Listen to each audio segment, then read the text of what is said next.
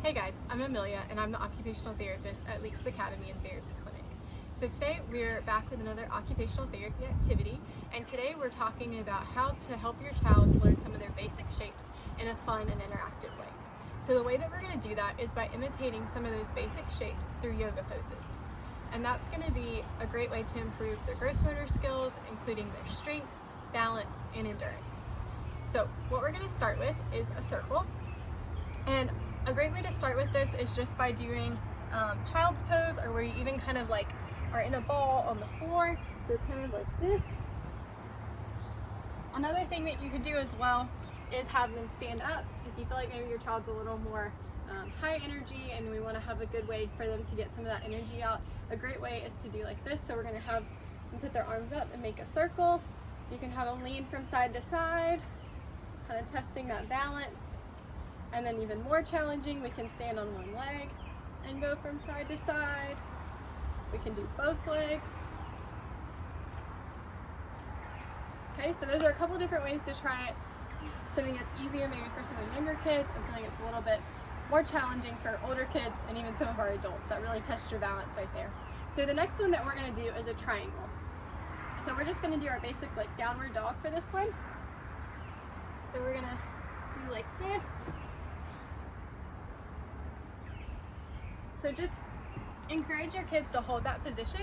And another thing that you can even do as well is then move into a bear crawl. Once they hold that position, have them do a bear crawl across the floor. So we're going to go from this wall to this wall and do a bear crawl.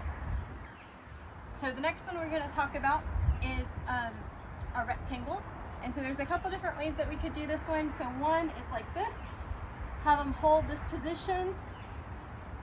If this is something that's easy for them, again, we can use this and kind of move into a crowd walk, just like we did with the bear crawl, and start moving across the floor.